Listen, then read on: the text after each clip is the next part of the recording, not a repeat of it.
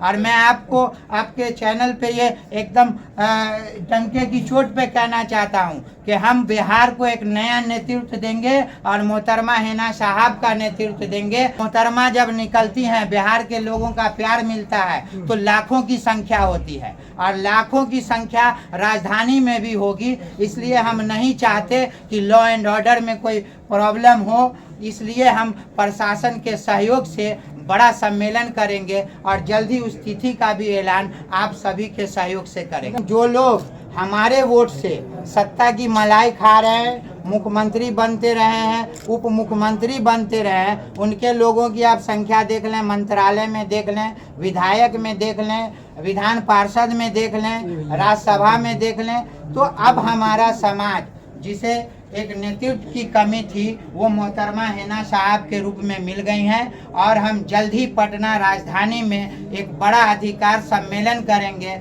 और उसमें मुख्य अतिथि हमारी मोहतरमा हिना साहब होंगी। अगर हम सेकुलर पार्टियों को वोट देते हैं तो हिस्सेदारी देने के टाइम में ये कॉमनल क्यों होते हैं, हिस्सेदारी हमें क्यों नहीं देते हैं? जब हमारी लड़ाई बीजेपी से होगी, आरएसएस से होगी, मोदी जी के आइडियोलॉजी से होगी, तो फिर ये फर्जी सेकुलरवाद के साथ हम क्यों जाएंगे? तब हम अपना नया रास्ता बनाएंगे। ज़रूरत पड़ेगी तो मोहतरमा हिना साहब के नेतृत्व में हम नई पार्टी भी बना सकते हैं।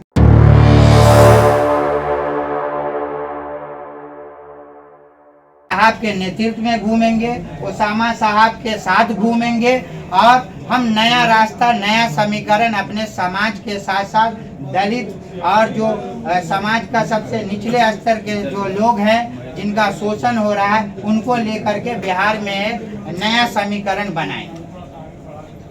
इलेक्शन किस पार्टी से नहीं, अभी तो हमने किसी पार्टी की बात नहीं की। जिस पार्टी को हम अभी थोक वोट देते हैं, लगातार देते आ रहे हैं, चीफ मिनिस्टर भी उन्हीं के लोग बनते हैं, मंत्री भी उन्हीं के लोग बनते हैं। आप देख रहे होंगे कि जो हमारी आबादी है, हमारे गिनती के एमएलए हैं, हमारे गिनती के मंत्री हैं और वो मंत्री को विभाग क्या दिया गया है? एक पान बेचने वाले की आमदनी को जोड़ लीजिए और मंत्री जो हमारे बने हैं उनको, उनके विभाग का देख लीजिए, आपको बहुत आश्चर्य होगा। लेकिन जो लोग हमारे वोट से सत्ता की मलाई खा रहे हैं, मुख्यमंत्री बनते रहे हैं, उप मुख्यमंत्री बनते रहे हैं, उनके लोगों की आप संख्या देख लें, मंत्रालय में देख लें, विधायक में देख लें, विधान पार्षद में देख लें, राज्यसभा में देख लें।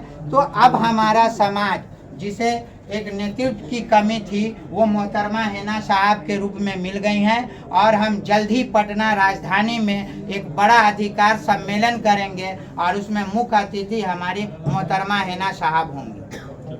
हिना साहब को पटना आने का मकसद ये है कि राजनीति में जो लोग उनसे नाराज है वो, या जिनसे नाराज है उनको थोड़ा सा सियासी तौर पर डराने की कोशिश है? नहीं, डराने की बात नहीं है। डरा करके तो हमसे वोट लिया गया लगातार, कभी मोदी जी के नाम पे, कभी भाजपा आ जाएगी, कभी आरएसएस के नाम पे।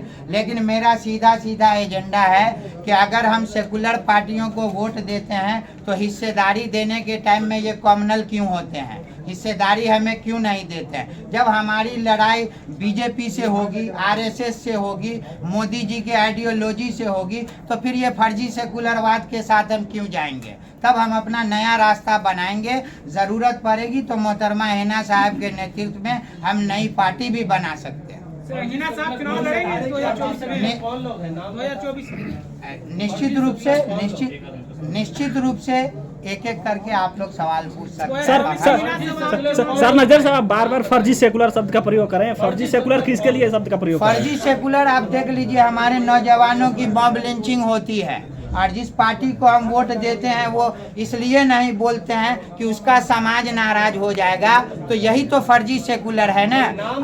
ओसामा साहब या शहाबुद्दीन साहब की जो आप पूरी सियासत देख लें, वो किसी एक समुदाय के नेता नहीं थे और न नेत्री हिना साहब किसी एक समुदाय की नेत्री हैं। आपने देखा होगा कि जब पहला टोल प्लाजा पार की तो 1700 गाड़ी था और उसके बाद और गाड़ी बढ़ती गई। ये सिर्फ एक समुदाय के लोग नहीं थे, पूरा बिहार परिवार है। और मैं आपको आपके चैनल पे ये एकदम डंके की चोट पे कहना चाहता हूँ कि हम बिहार को एक नया नेतृत्व देंगे और मोहतरमा हिना साहब का नेतृत्व देंगे और सभी समाज, जिसको ये लोग शोषण करते हैं, मोदी जी का डर दिखाते हैं, जिस समाज को मंदिर में जाने का अधिकार नहीं है, जैसे लोग जो बराबरी में बैठ नहीं सकते, हम उस समाज को लेकर के आगे बढ़ेंगे। और मोहतरमा हिना साहब से जिस तरह से लोग प्यार कर रहे हैं, मोहब्बत कर रहे हैं, जिस तरह से आप देख लीजिए, किसी नेता की क्षमता नहीं है जो सेकुलर पार्टी के का चोला ओढ़ते हैं कि उनके कहने पे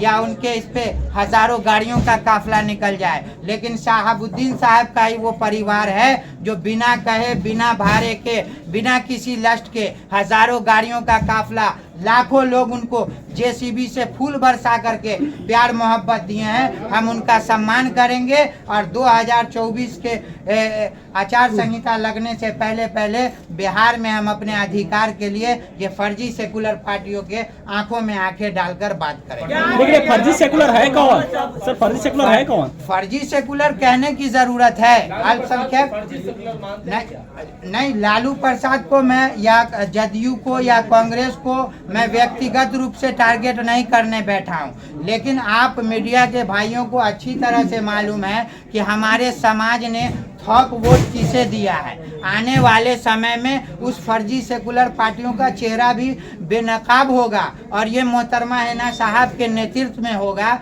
ये जो चीफ मिनिस्टर बनते हैं, आप देख लीजिए, आप सर्वे देख लीजिए या वोट प्रतिशत देख लीजिए, जो आज के डेट में महागठबंधन में बिहार में सबसे बड़ी पार्टी होने का दावा करते हैं, आप देख लीजिए कि उनका जो समाज है वो कहाँ जा रहे हैं। उनके लोग अब सम्मेलन करके भाजपा का दामन थाम रहे हैं, लेकिन हमारे लोग आज भी सेकुलर हैं और संविधान को बचाने की लड़ाई लड़ रहे हैं। लेकिन हमारे लोगों की हत्या होती है, मॉब लिंचिंग होती है। यही एक नेता जाते हैं गोपालगंज में और वो हमारे साहब परिवार के यहाँ जाने से कतराते हैं, तो उनको भी मैं चेताना चाहता हूँ कि आपने बहुत सत्ता का हलवा खाया है।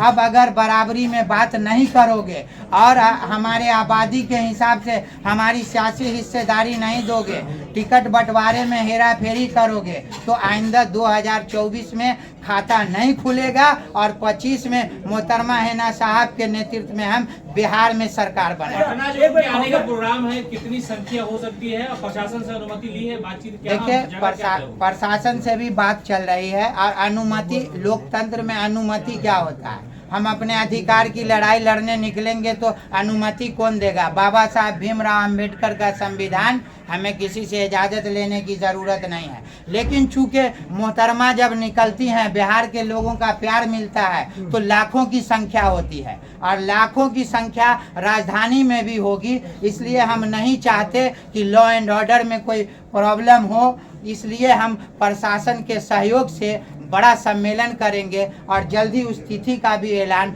आप सभी के सहयोग से करेंगे। उस समय टिकट बंटवारे में मोहम्मद शहाबुद्दीन जब थे तो उस समय टिकट बंटवारे में जिस पार्टी को फर्जी करार कर रहे हैं, फर्जी सेकुलरिज्म है तो वो उस पार्टी के टिकट बांटने में एक अहम रोल अदा करते थे। अब ऐसी क्या बात हो गई कि उनके जाने के बाद हिना साहब 3 चुनाव लड़ती है, तीनों हार जाती है, तो क्या अब आप लोग का जनाधार खत्म हो गया है?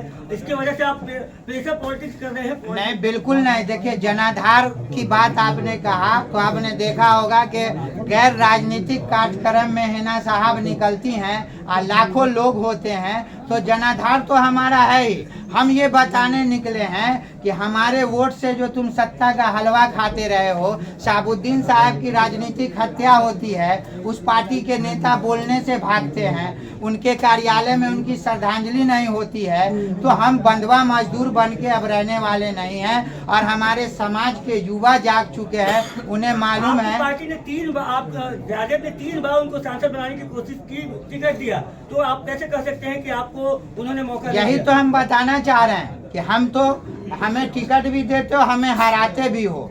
आप जिस समाज से आते हो, आपका जो वोट बैंक है, वो वोट बैंक कहाँ शिफ्ट हो गया आपका? आपके लोग हजारों की संख्या में भाजपा आरएसएस का दामन थाम रहे हैं, क्यों उस पे चुप्पी साधे हुए हो? शहाबुद्दीन साहब किसी एक जमात के नेता नहीं थे, वो सभी जमात को साथ लेकर के चलते थे। और उनके परिवार के साथ जब तक न्याय नहीं होगा, इंसाफ नहीं होगा, राजनीतिक हिस्सेदारी नहीं मिलेगी और अल्पसंख्यक समाज का जो आंकड़ा आया है 18%, अगर उसके साथ भी इंसाफ नहीं होगा तो हम ये लड़ाई आगे तक लड़ेंगे और इसमें कोई समझौता हम किसी पार्टी से करने के लिए तैयार हैं। आप कह रहे हैं कि राजो समाज का वोट नहीं मिलता है ना साहब? बिल्कुल